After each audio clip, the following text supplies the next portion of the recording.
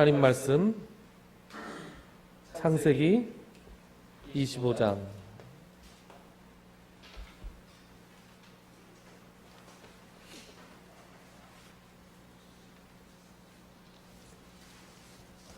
하나님 말씀 창세기 25장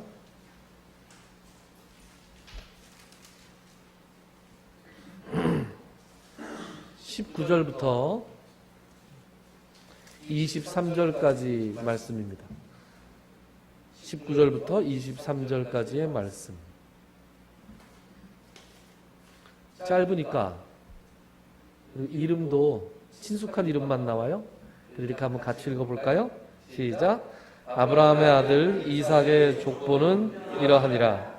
아브라함이 이삭을 낳았고 이삭은 40세에 리브가를 맞이하여 아내를 삼았으니 리브가는 닷단 아람의 아람 족속 중 두두엘의 딸이요 아람 족속 중 라반의 누이였더라. 이삭이 그의 아내가 임신하지 못하므로 그를 위하여 여호와께 간구하매 여호와께서 그의 간구를 들으셨으므로 그의 아내 리브가가 임신하였더니 그 아들들이 그의 태 속에서 서로 싸우는지라. 그가 이르되 이럴 경우에는 내가 어찌할꼬 하고 가서 여호와께 묻자온대 여호와께서 그에게 이르시되 두 국민이 내 태중에 있구나. 두 민족이 내 복중에서부터 나누이리라.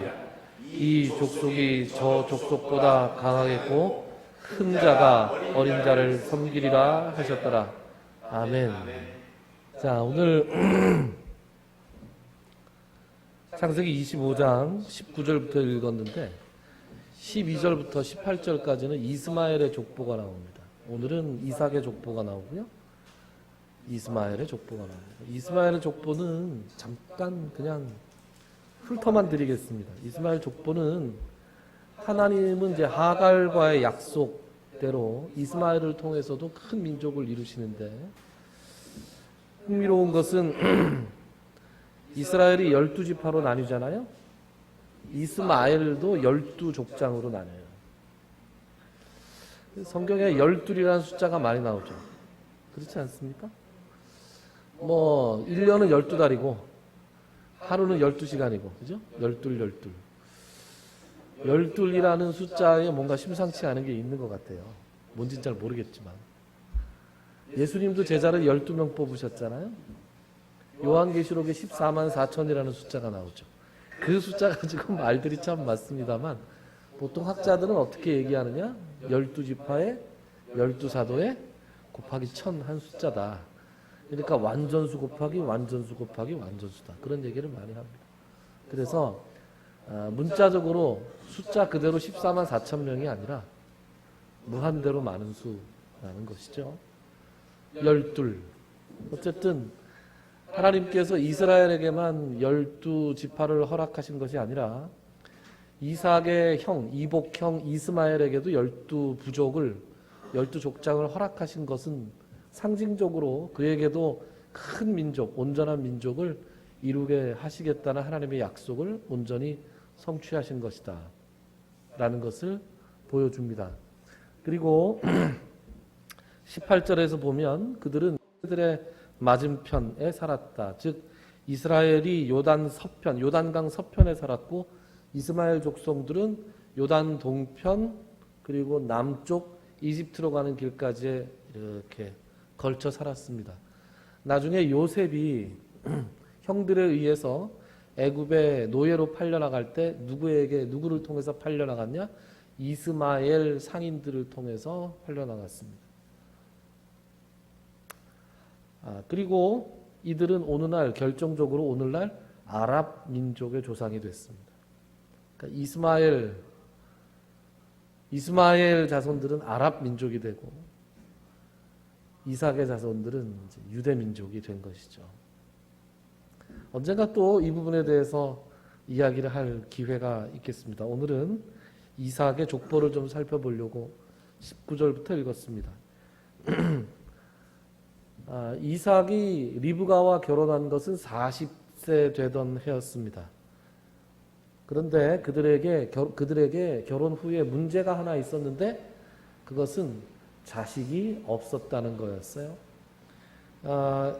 26절에 보면, 오늘 읽지는 않았지만 26절에 보면 이런 말씀이 나와요. 맨 끝에 리브가가 그들을 낳을 때에, 즉 쌍둥이 에서와 야곱을 낳을 때에 이삭이 60세였다 그랬습니다. 40살에 결혼해서 60세에 아이를 낳았습니다. 하나님이 아브라함을 통해서 약속하지 않았습니까? 이삭을 통해서 자손을 줄 텐데 그 자손이 하늘의 별만큼 바다의 모래만큼 많을 것이다. 이삭이 아브라함을 통해서 이 약속을 듣지 않았겠습니까? 들었을 것입니다. 그러니까 이삭은 리브가와 함께 한 순간부터 하나님께서 자식을 주실 것이라는 사실에 대해서 의심을 해본 적이 없었을 겁니다. 그런데 한 해, 두 해, 세 해가 가는데 애가 안 들어서는 거예요.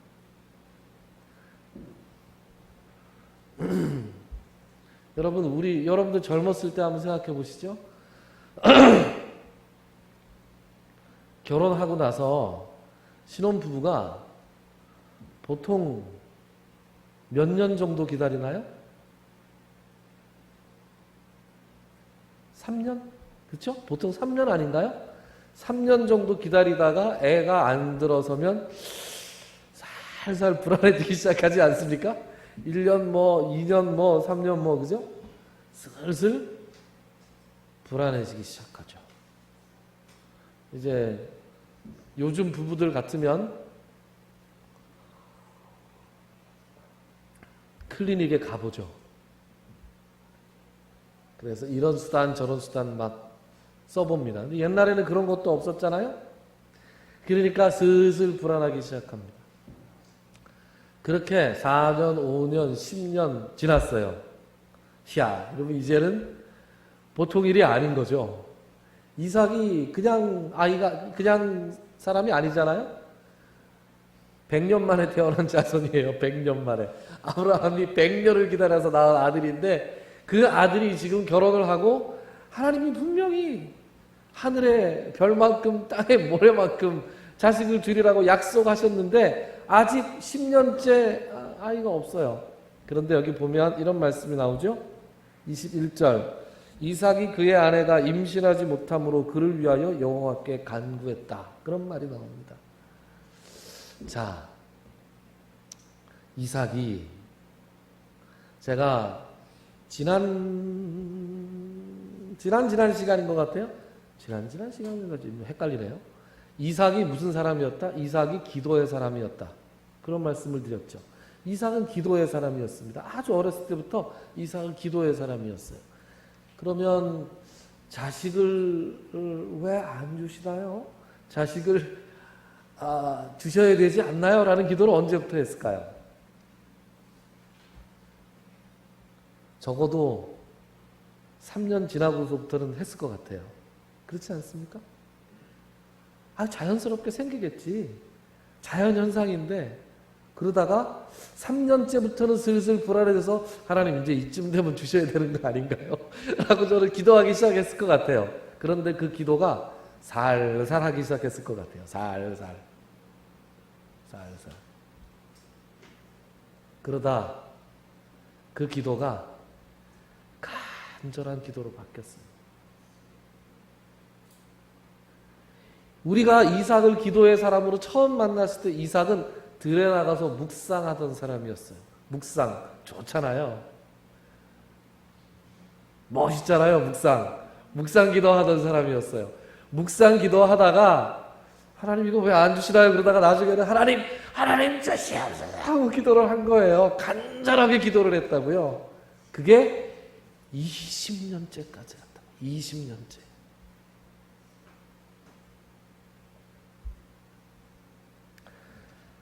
하나님은 이삭을 통해서 자식을 당연히 주시게 되어 있었어요.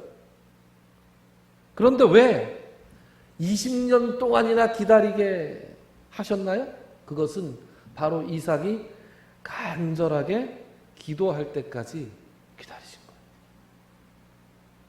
간절하게 기도할 때까지.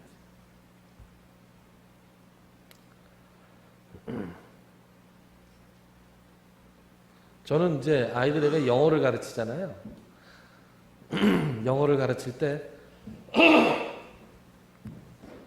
어느 정도 수준이 되면 이제 이렇게 읽고 해석하는 예습을 내줘요.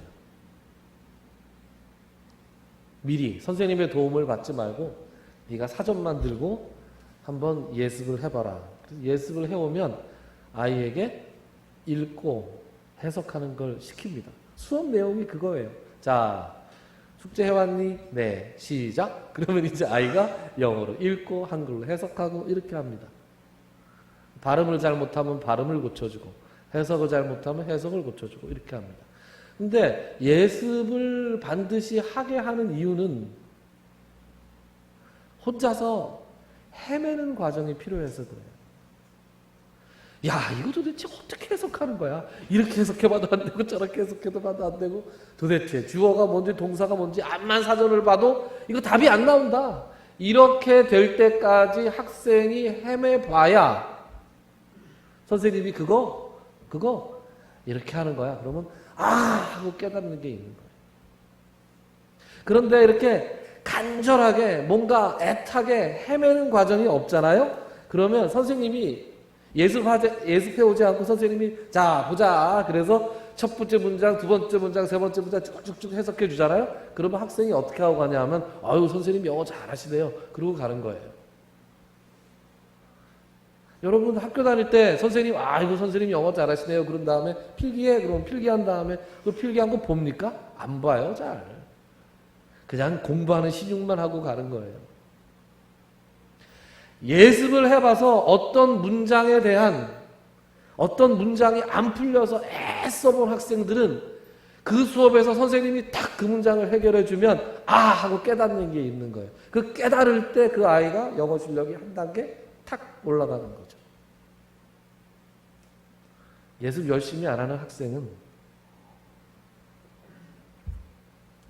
그런 거 없고요.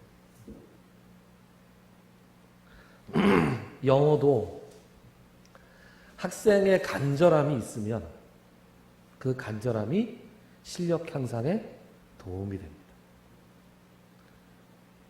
여러분 간절함이 없잖아요? 간절함이 없으면 당연하게 생각합니다. 간절하게 구해서 얻은 것이 아니면 너무나 당연히 받은 권리처럼 생각이 됩니다. 여러분 우리가 지금 다 마스크 쓰고 예배 드리잖아요? 처음에 코로나가 창궐하기 시작했을 때 예배를 전면 금지하고 한 명도 참석하지 못하고 동영상으로만 하는 예배드리다. 그럴 때 모든 성도들이 어떻게 했어요? 아이고 그때까지는 주일날 이번 주만 빠지면 안 되나? 왜 주일날 예배가 아침에도 있고 저녁에도 있냐? 한 번만 드리면 되지. 뭐 주일 예배도 있는데 뭐 수요 예배도 있고 금요 차례도 있고 막 그런 식의 불평들을 하는 마음이 여러분들 조금씩 있었을지 몰라요. 그런데 코로나로 인해서 모임을 탁 틀어막고 나니까 예배가 얼마나 간절해졌습니까? 여러분 그렇지 않습니까? 제가 자란 모교회, 저희 부모님들이 다니시는 그 교회는 교인들이 뭐 1,몇백 명씩 이렇게 모이는 교회인데 요새 그 4단계 방역하면서 지침이 그렇게 돼 있잖아요. 99명까지 제한돼 있잖아요. 그래서 그 교회에서 99명 선착순으로 예배 참석할 사람 명단을 받아요. 그 교회 99명 선착순 시작 하면 마감이 돼요. 서로 오려고 예배 오려고. 우리가 얼마나 말씀의 홍수 가운데 살았습니까?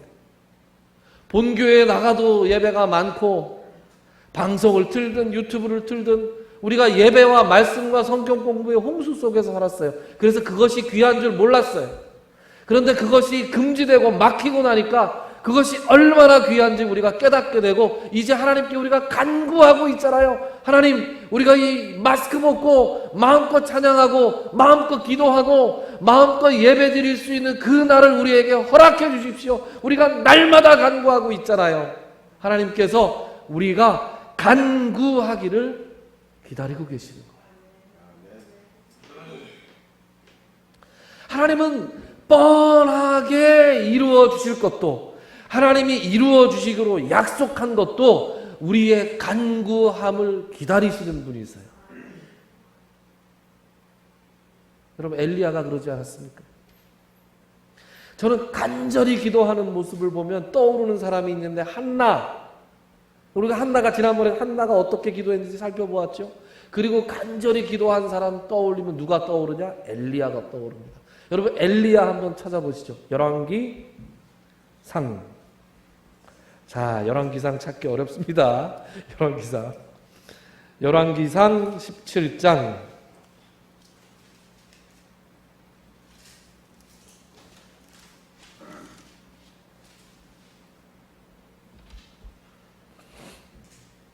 이 아니라 18장. 열왕기상 18장. 17장부터 18장에 나오는 내용인데요. 18장 찾으셨어요? 네, 그거 찾고 잠깐만 기다리십시오. 배경 설명을 좀 해드릴게요. 자, 아합이라고 하는 악독한 왕이 하나 있었습니다. 그 왕이 악독해진 데는 이세벨이라고 하는 여왕, 왕비가 있었어요. 이방 여자입니다. 이 이세벨이 바알과 아세라라고 하는 대표적인 우상을 들여와서 이스라엘을 아주 혼탁하게 했습니다. 죄악에 빠뜨렸습니다. 그래서 이것을 노여하신 하나님께서 엘리야를 아합 왕에게 보내서 이렇게 얘기합니다. 17장에서 뭐라고 얘기하냐면, 이제부터 내가 별도로 얘기할 때, 별도의 공지가 있을 때까지, 추후 공지가 있을 때까지 비가 오지 아니하리라. 비도 오지 않고 심지어 이슬도 맺히지 아니하리라. 그렇게 얘기했습니다. 그리고 세월이 얼마나 흘렸나? 3년 반이 흘렀습니다. 여러분, 3년 반 동안 이스라엘에 비가 한 방울도 오지 않았습니다. 왕이 어떻게 했겠습니까? 아이고, 잘못했습니다. 빨리 엘리야를 데려오소서. 빨리 엘리야를 찾아서 엘리야한테 기도해서 비가 오게 해주십시오. 그러면 좋겠는데, 악인이 그런가요? 그렇지 않습니다. 이 엘리야 이놈 어디 갔냐? 그래서 엘리야를 잡아 죽이려고 온 이스라엘을 다 뒤지고 이방 땅까지 다 가서 어디에 숨었나 엘리야를 추적했습니다. 엘리야는 하나님께서 꼭꼭 잘 숨겨두시고 그동안 어디 있었어요? 까마귀가 떡과 고기를 물어다가 엘리야를 먹이는 장면이 17장에 나와요. 그리고 이제 때가 됐어요. 때가 돼서 3년 반이 지나서 18장에 왔어요. 18장 몇 절을 읽을 거냐? 18장 1절을 우리 이근섭 장로님께서 18장 1절을 좀 읽어주십시오. 저는 찾지도 못했는데. 아직 못 찾으셨어요? 네. 열왕기상 18장 구약성경 546페이지입니다. 그러게 페이지 수를 아무도 안 가르쳐 주셨네요.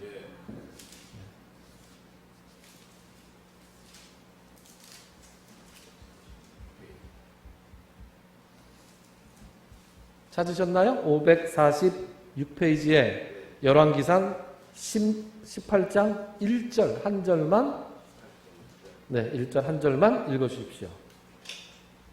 많은 날이 지나고 제3년에 여호와의 말씀이 엘리야에게 임하여 이르시되 너는 가서 야합에게 보이라. 내가 달을 지면에 내리리라. 아멘. 내가 비를 지면에 내리리라. 자, 엘리야에게 명령하세요. 제3년에, 이게 3년 6개월이 지난 다음이에요. 3년에 세 번째 해에 아합에게 가라고 명령하셨어요. 집에 가서 17장, 18장을 읽어보세요. 얼마나 드라마틱한 이야기가 나오는지 모릅니다. 그래가지고 아합을 찾아갔어요. 그래서 이 바알의 선지자들과 대결을 해서 이깁니다. 그래가지고 그 바알의 선지자 450명을 엘리야가 다 쳐 죽입니다. 그런 다음에 갈멜산 꼭대기로 올라가서 엘리야가 무엇을 하는가 한번 보세요. 42절, 43절입니다. 18장 42절, 43절. 많이 넘어가네요. 찾으셨나요? 42절과 43절을 우리 이장로님 한 번 더 읽어주시겠어요? 네, 아합입니다. 아합이 먹고 마시러 올라가니라. 엘리야가 갈멜 산 꼭대기로 올라가서 땅에 꿇어뜨려 그의 얼굴을 무릎 사이에 넣고 그의 사환에게 이르되 올라가 바다 쪽을 바라보라. 그가 올라가 바라보고 말하되 아무것도 없나이다. 이르되 7번까지 다시 가라. 아멘. 자, 갈멜산 꼭대기에 가서 지금 엘리야가 뭐 하고 있어요? 어떻게 하고, 자세가 어때요? 땅에 꿇어 엎드려 그의 얼굴을 무릎 사이에 넣었다. 상상이 되시죠? 어떤 모습인지. 이거 뭐 하는 겁니까? 기도하는 거죠. 이거 어떻게 기도하는 거예요? 간절히 기도하는 거죠. 간절히 기도하는 자세, 땅에 무릎을 꿇고 엎드려서 그 머리를 무릎 사이에 넣고 기도하면서 그 자기를 수행하던 사환, 종자에게 물어봅니다. 저기 가서 바다 쪽을 한번 봐라. 그랬더니 사환이 이렇게 보고 아무것도 없습니다.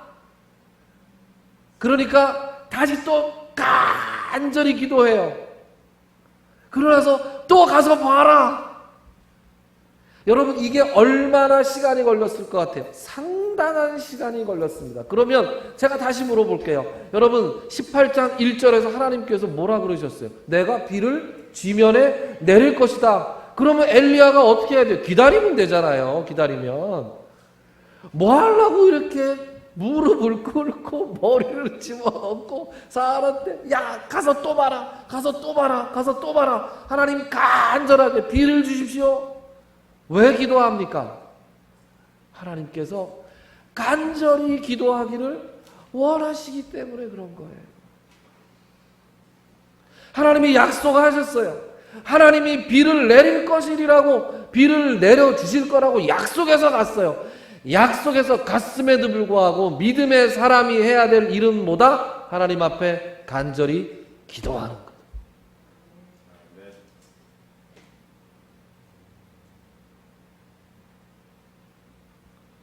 하나님께서 이삭을 통해서 하늘의 별같이 땅의 모래같이 자식을 줄 것이다. 이렇게 약속하셨어요. 자연스럽게, 생물학적으로 자연스럽게 이루어졌으면 그 자식이 얼마나 귀한 자식인지, 그 자식이 얼마나 하나님의 뜻을 통해서 낳은 자식인지 이 사람이 알지 못해요. 그래서 하나님께서는 이삭에게 간절한 마음을 주셨고, 그리고 간절하게 기도할 마음을 주셨고, 그 간절하게 기도함을 통해서 그에게 약속의 자녀를 허락해 주신 거죠.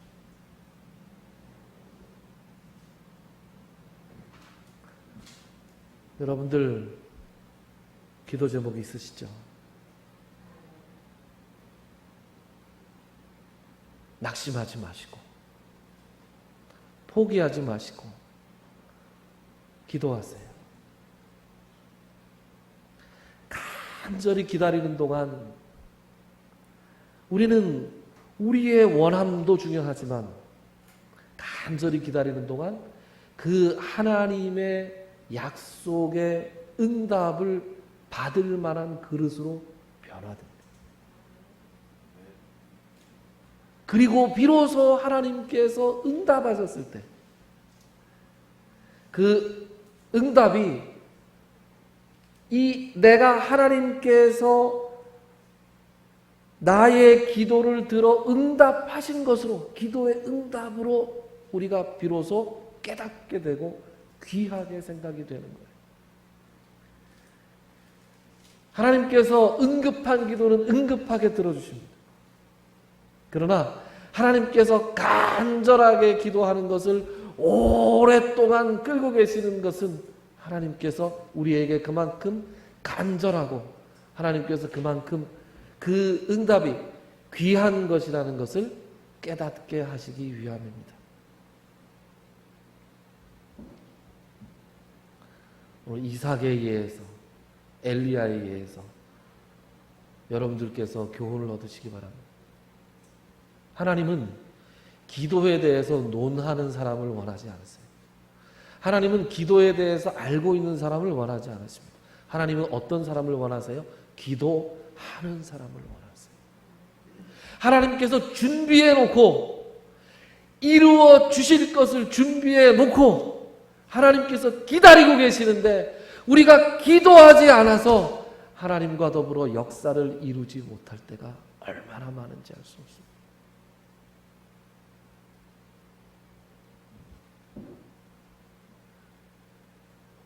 기도해야 되겠다는 마음이 생겼을 때 기도하세요. 오늘 당장 기도하세요. 지금 당장 기도하세요. 하나님께서 여러분들에게 기도하고 싶은 마음을 주셨다는 것은 하나님께서 그 역사를 이미 시작하셨다는 증거예요. 의심하지 말고 흔들리지 말고 기도하셔서 약속의 것을 함께 하나님과 성취해 나갈 수 있는 여러분들이 될 수 있기를 주님의 이름으로 축원합니다. 기도합시다. 하나님,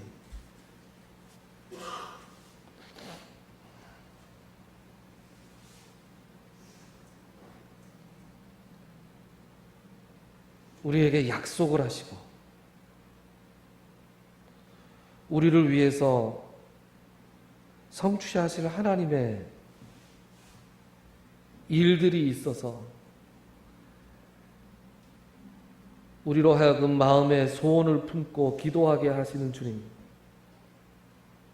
그러나 우리는 믿음이 약하고 흔들릴 때가 많아서 굳건하게 서서 기도하기보다는 쉬이 절망하고 좌절하고 지치고 넘어질 때가 얼마나 많은지 알 수 없습니다. 약속의 자손을 위해서 20년간 간절하게 기도했던 이삭을 우리가 마음에 품습니다. 하나님께서 약속하신 비를 기다리며 간절하게 기도했던 엘리야의 모습을 우리가 마음에 담습니다. 하나님, 우리에게 오랫동안 기도해온 제목들이 있습니다. 하나님께서 이루어 주시리라 약속하신 그 기도의 제목들이 있습니다. 지치지 않고 절망하지 않고 중단하지 않고 하나님께 간절히 기도함으로 먼저 하나님의 기뻐하시는 사람의 모습으로 변화되는 우리가 되게 하시고 하나님의 약속의 성취를 받을 수 있는 우리가 되게 하여 주시옵소서. 예수님의 이름으로 기도드리옵나이다. 아멘. 찬송가 365장 함께 하겠습니다.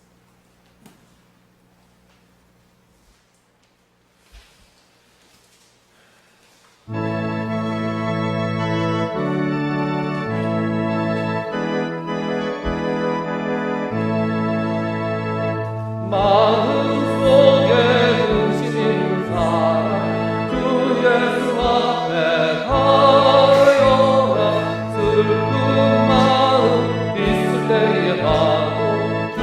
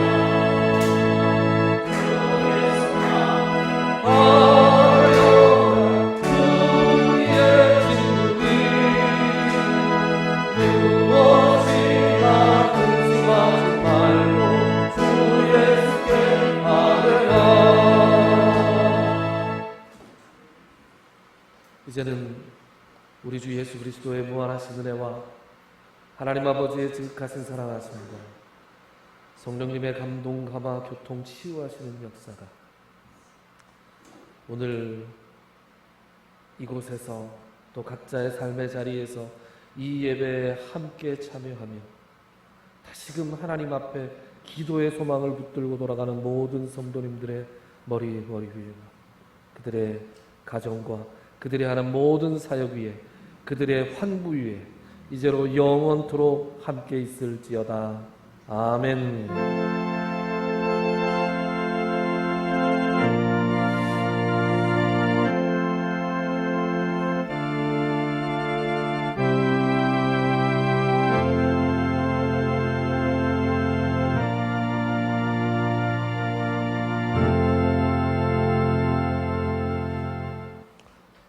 예배 마쳤습니다. 감사합니다.